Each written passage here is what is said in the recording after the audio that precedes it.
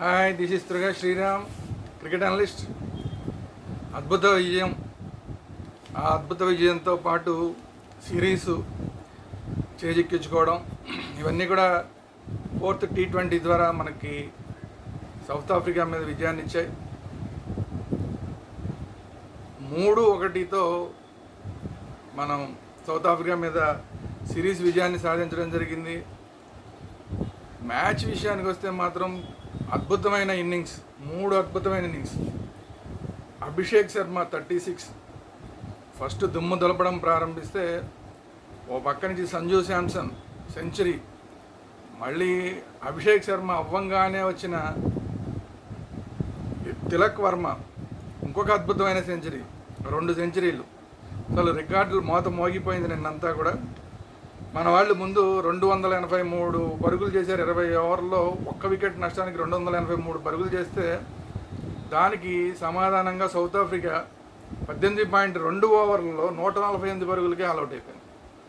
అంటే ఆల్మోస్ట్ సగం కూడా చేయకుండానే బ్యాట్స్మెన్ చేతిలో తీశారు. టాస్ గెలిచి ఇండియా బ్యాటింగ్ తీసుకుంది. కారణం ఏంటంటే, ఎప్పుడు ఏదైతే చేస్తూ వస్తున్నామో అదే చేస్తాం, ఈసారి కూడా దానికోసమే మేము టాస్ గెలిచి ముందు బ్యాటింగ్ తీసుకున్నామని కెప్టెన్ సూర్యకుమార్ చెప్పాడు. అంటే ఏంటంటే వాళ్ళ ఉద్దేశం, ఫస్ట్ 5 ఓవర్స్లో, ఫస్ట్ 6 ఓవర్స్లో పవర్ ప్లేలో మనం మ్యాక్సిమం కొట్టగలిగిన కెపాసిటీ మనకు ఉంది కాబట్టి దాన్ని యూజ్ చేసుకుని, ఆ పవర్ ప్లేని సమర్థవంతంగా కనుక మనం యూజ్ చేసుకుంటే తర్వాత రెండో బ్యాటింగ్ చేసే వాళ్ళ మీద మనం ఒత్తిడి పెంచవచ్చు అన్నది వాళ్ళ వ్యూహం. సో ఆ వ్యూహం ప్రకారం ఆడారు. నిన్న సక్సెస్ అయ్యారు, ఆ వ్యూహంలో నిన్న సక్సెస్ అయ్యారు. సో ఈ క్రమంలో నిన్న చాలా రికార్డులు బద్దలైపోయినాయి. అవేంటో చూద్దాం ఒకసారి. 283 ఒక వికెట్కి అనేది అసలు భారతదేశం విదేశీ గడ్డ మీద ఏ జట్టు పైన చేసిన అత్యధిక స్కోరు, T20లో అత్యధిక స్కోరు. దాని ముందు హైదరాబాద్లో ఇంకో కొంచెం మనం ఎక్కువ కొట్టాం, 297 కొట్టాము హైదరాబాద్లో బంగ్లాదేశ్ మీద. అది మనం ఇండియాలో కొట్టాం, కానీ విదేశాల్లో మాత్రం ఇదే హైయెస్ట్ స్కోర్. తర్వాత సంజు శాంసన్ ఏమో ఒకే క్యాలెండర్ ఇయర్లో 3 T20 సెంచరీలు చేసిన ఆటగాడిగా సాధించాడంట. అలాగే తిలక్ వర్మ వరుసగా 2 T20లో సెంచరీలు సాధించి రికార్డు సాధించాడు. ఇంకా చూస్తే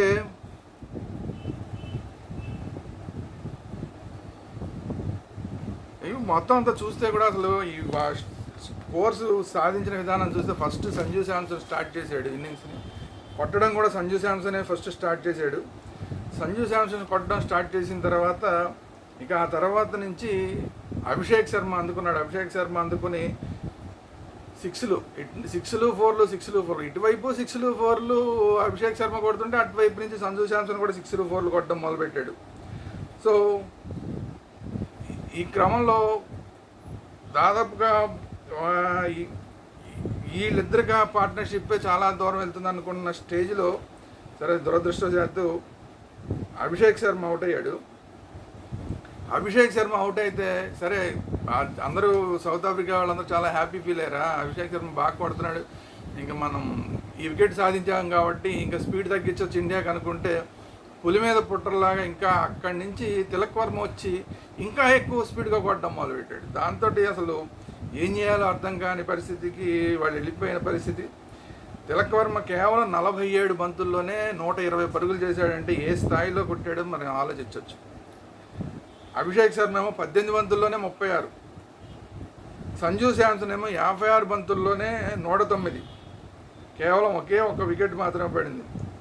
18 ఎక్స్ట్రాలేమో 18 నోబాల్స్, అంటే 18 ఎక్స్ట్రాలు వచ్చినాయి, 1 నోబాలు, 17 వైడ్లు వేశారు. అంటే అంటే 17 వైడ్లు వేశారంటే అర్థం ఏంటంటే, ఎలాగోలా బ్యాట్స్మెన్కి దొరకకుండా, బ్యాట్స్మెన్కి బ్యాట్కి దొరకకూడదు అన్న తాపత్రయం, దూరంగా వేసే ప్రయత్నంలో ఈ వైడ్లు వెళ్ళిపోయినాయి. దాన్ని బట్టే మనం అర్థం చేసుకోవచ్చు ఎంత ఇక్కడ అసలు వీళ్ళని వాళ్ళ బౌలింగ్ రికార్డు చూస్తే ఒక్కొక్కళ్ళు ఎలా కొట్టించుకున్నారంటే, జన్సన్ 4 ఓవర్లు వేస్తే 42 పరుగులు కొట్టారు. కోడ్జీ 3 ఓవర్లకే 43 పరుగులు కొట్టారు. సిప్పామ్లా 4 ఓవర్లు వేస్తే 58 పరుగులు కొట్టారు. సిమ్లేన్ 3 ఓవర్లు వేస్తే 47 రన్స్ కొట్టారు. మహారాజ్ 3 ఓవర్లకి 42 పరుగులు కొట్టారు. మరక్రమ్ 2 ఓవర్లకే 30 రన్స్. స్టబ్స్ 1 ఓవర్ కొడితే 21 రన్స్. అంటే చూడండి ఏ స్థాయిలో మన వాళ్ళ బ్యాటింగ్ ఉందంటానికి జస్ట్ అందుకని ఇది ఉదాహరణ అనమాట. సో అంత దారుణంగా మరి కొడుతుంటే మరి వాళ్ళు ఇంకా ఏమి చేయలేని పరిస్థితికి వెళ్ళిపోయారు వాళ్ళు. 73 పరుగుల దగ్గర ఫస్ట్ వికెట్ అభిషేక్ శర్మ రూపంలో 5.5 ఓవర్ దగ్గర పడింది. సో ఇంక అక్కడి నుంచి ఇంకా ఒక్క వికెట్ కూడా పడకుండా మన వాళ్ళు చాలా మంచి బ్యాటింగ్ చేశారు. ఈ క్రమంలో 6లు 4లు అసలు లెక్కే లేదు ఇంకా వాటిని. అవన్నీ కూడా లెక్కలో తీసుకుంటే అసలు అవి కూడా రికార్డులు బ్రేక్లే. సో అట్లాంటి పరిస్థితుల్లో సౌత్ ఆఫ్రికా పోని బ్యాటింగ్ వచ్చి అంటే యాక్చువల్గా సెంచురియన్ పిచ్చి అందరికీ అనుకూలించే పిచ్చే. మన వాళ్ళు కొట్టిన తర్వాత వాళ్ళు కొట్టలేకపోవడం, కానీ ఎందుకు కొట్టలేకపోయారు అనేది అర్థం కాని పరిస్థితి. అసలు బాల్ బ్యాట్కి తగలటమే గగనం అయిపోయింది వాళ్ళకైతే. మరి కేవలం ఒక్క పరుగు తీసి రికల్టన్ అవుట్ అయిపోయాడు. అదే హార్దిక్ పాండ్యాకి ఫస్ట్ వికెట్ అయితే హెండ్రిక్స్తో వచ్చింది. ఫస్ట్ వికెట్ ఏమో హెండ్రిక్స్, అది Harshdeep Singh clean bowled. So చాలా మంచి బాళ్ళు. Off stump just off stump మీద బయటపడింది. అవుట్ సైడ్ ఆఫ్ స్టంప్ లైన్లో ఆడాడు, కానీ ఆఫ్ స్టంప్ జస్ట్ లోపలికి కట్ అయ్యి ఆఫ్ స్టంప్ని కొట్టేసింది. చాలా మంచి బాల్. సో దాని తర్వాత హార్దిక్ పాండ్యా రికల్టన్ని అవుట్ చేశాడు. క్యాచ్ సంజు శాంసన్ క్యాచ్ పెడితే రికల్టన్ అవుట్ అయ్యాడు. తర్వాత మరక్రమ్ కూడా ఏమాత్రం కొట్టడానికి ప్రయత్నించాడు, కానీ ఏమాత్రం బ్యాట్కి బాల్కి ఏమాత్రం కుదరలేదు. చివరికి ఒక 6 కొడదామనే ప్రయత్నంలో టాప్ ఎడ్జ్ అయిపోయి గాల్లోకి, మామూలుగా 6 వెళ్ళినంత దూరం గాల్లోకి వెళ్ళింది ఆ బాల్. కానీ దాన్ని అద్భుతంగా రవి బిష్ణోయ్ చాలా మంచి క్యాచ్ పెట్టాడు. జస్ట్ అలా పట్టాడు, కానీ జస్ట్ మళ్ళీ స్లిప్ అయింది, మళ్ళీ పట్టాడు. సో మంచి క్యాచ్ ఇది కూడా హర్షదీప్ సింగ్ బౌలింగ్లోనే. తర్వాత స్టబ్స్ ఒక్కడే కొద్దిగా వాళ్ళలో ఆ మాత్రం బాగా ఆడాడు అనుకుంటే 29 బాల్స్లో 43 రన్స్ చేసి రవి బిష్ణోయ్కి ఎల్బిడబ్ల్యూగా అవుట్ అయ్యాడు. తర్వాత కల్సన్ అయితే అసలు ఫస్ట్ బాల్ రావడం ఫస్ట్ బాల్ హర్షదీప్ సింగ్కి ఎల్బిడబ్ల్యూ. ఎక్కడో ఆడదాం అనుకున్నాడు, అది లోపలికి బాగా కట్ అయిపోయి లోపలికి వచ్చేసింది. అసలు ఆడేంత ఛాన్స్ కూడా లేకుండా వికెట్లు ప్యాడ్లకి తగిలింది.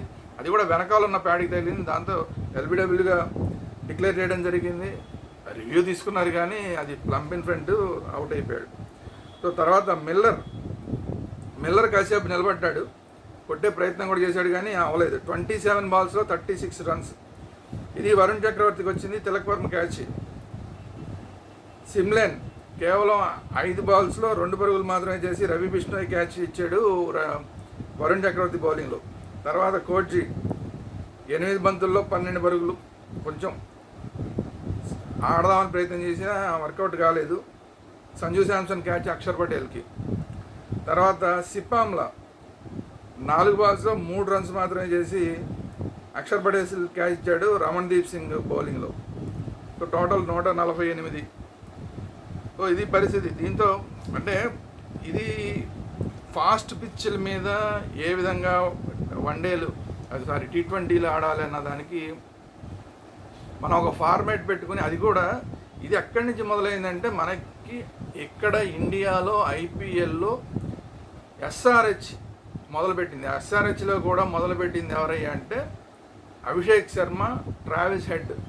వీళ్ళిద్దరూ కూడా అసలు T20 ఫార్మాట్ని అసలు ఎలా బ్యాటింగ్ చేయాలన్న ఫార్మాట్నే మార్చేశారు. సో అక్కడి నుంచి ఇంకా అందరూ వరల్డ్ వైడ్గా ఇదే ఫార్మాట్ని తీసుకోవాల్సిన పరిస్థితి. వాళ్ళు ఎప్పుడైతే Abhishek Sharma, Travis Head first 6 over power ప్లేలో మ్యాక్సిమం కొట్టాలి అన్న దానికి వచ్చేసి ఆ నిర్ణయానికి వచ్చి అలా ఆడడం మొదలుపెట్టారు. మొత్తం ఐపీఎల్ అంతా కూడా మనం చూసాం. ఐపీఎల్ అంతా కూడా అప్పటిదాకా ఒక లెక్క, ఎస్ఆర్హెచ్ ఆ మ్యాచ్ ఆడిన దగ్గర నుంచి ఒక లెక్క అన్నట్లాగా మారిపోయింది. సో అక్కడి నుంచి మొత్తం T20 ఫార్మేట్ ఐపీఎల్లో మాత్రమే కాకుండా total world wide IPL format మార్చేశారు మన వాళ్ళు. సేమ్ అదే అభిషేక్ శర్మ మళ్ళీ ఇప్పుడు సరే లాస్ట్ మ్యాచ్ కొంచెం ఫెయిల్ అయినా కూడా ఇప్పుడు ఈ మ్యాచ్లో బాగానే ఆడాడు. సో మొత్తం మీద లాస్ట్ మ్యాచ్ బాగానే ఆడాడు. Last match Sanju Samson fail అయ్యాడు. సో ఈ మ్యాచ్లో మళ్ళీ అభిషేక్ శర్మ 36 కొట్టి మళ్ళీ తను ఏదైతే ఇంకా అసలు అతను అతను చేయవలసింది ఏంటంటే బాల్ని చూసి ఆడడం ఒకటే చేయాలి.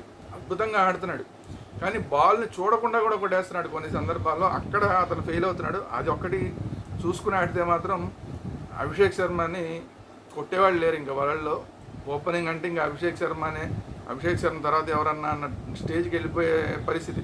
కానీ అట్లాంటి ఆటగాడు కూడా బాల్ చూడకుండా ఆడటం వల్ల చాలా తొందరగా అయిపోతున్నాడు. దానివల్ల ఇండియా మీద ప్రెషర్ పెడుతుంది. సరే ఎనీవే ఈ మ్యాచ్లో మాత్రం 36 బాగా ఆడాడు. తర్వాత నుంచి ఇక తిలక్ వర్మ అయితే 120 రన్స్. ఇది అభిషేక్ శర్మకిను తిలక్ వర్మకి తేడా ఏంటంటే పర్ఫెక్ట్ క్రికెటింగ్ షాట్స్ అన్నీ మిడిల్ చేసి బాల్ని చూసి ఆడుతున్నాడు తిలక్ వర్మ. అసలు బాల్నే చూడకుండా కొడుతున్నాడు అభిషేక్ శర్మ. ఈ రెండింటికి తేడా కొంచెం గమనిస్తే కనుక, అభిషేక్ శర్మ గమనిస్తే తిలక్ వర్మ బ్యాటింగ్ చూసి కొంచెం కొట్టడం అదే స్పీడ్లో కొట్టాలి, కానీ బాల్ని చూసి కొట్టాలి అన్న ఒక్క విషయాన్ని దృష్టిలో పెట్టుకుని అభిషేక్ శర్మ పెడితే అసలు మనం T20లో అసలు మన టీంని మించిన టీం ఇంకోటి ఉండదు. ఎందుకంటే అంత టాలెంట్ ఉన్న అభిషేక్ శర్మ, ఇప్పుడు అంత టాలెంట్ ఉన్న తిలక్ వర్మ. ఇప్పుడు సంజు కూడా ఫామ్లోకి వచ్చేసాడు, వరుసగా సెంచరీల మీద సెంచరీలు చేస్తున్నాడు. సో అందరూ మంచి ఫామ్లో ఉండటం సంతోషం. దీనివల్ల మనం T20 ఫార్మాట్లో మళ్ళా మన ఆధిక్యాన్ని నిలబెట్టుకునే అవకాశం దక్కింది. సూర్యకుమార్ యాదవ్ సక్సెస్ రేట్ కూడా దీంతో మరింతగా పెరిగింది. సో సిరీస్ సక్సెస్ఫుల్గా మనం 3-1 తోటి సాధించేసాం. ఇప్పుడు ఈ సిరీస్ సాధించిన సంతోషం మనకి ఎన్ని రోజులు మిగులుతుంది అనేది ఒక చిన్న క్వశ్చన్. ఎందుకంటే మనం దీని నుంచి ఇమ్మీడియట్గా మనం ఆస్ట్రేలియాకి షిఫ్ట్ అవుతున్నాం. సో ఆస్ట్రేలియాకి షిఫ్ట్ అయితే అక్కడ మన వాళ్ళు ఘోరాతిఘోరంగా ప్రాక్టీస్ మ్యాచ్ల్లో కూడా చాలా తక్కువ రన్స్కి అవుట్ అయిపోతున్నారు.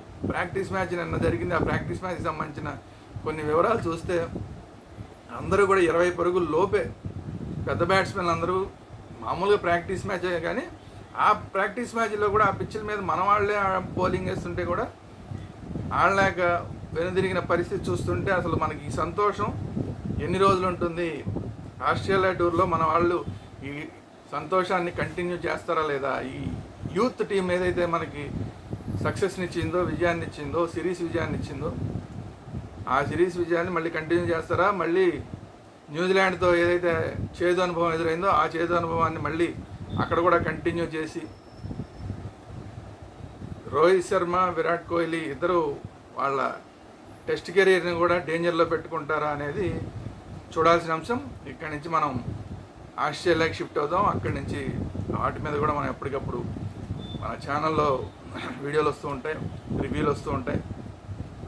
సో ఇమ్మీడియట్గా మీరందరూ కూడా వేదాంత ఛానల్ని అలాగే సపరేట్గా క్రికెట్కి సంబంధించిన అంశాలు వచ్చే క్రికెట్ వేదాంత ఛానల్, ఈ 2 ఛానల్స్ని కూడా సబ్స్క్రైబ్ చేసుకోండి. ఈ వీడియోని లైక్ చేయండి, కామెంట్ చేయండి, అందరికీ షేర్ చేయండి.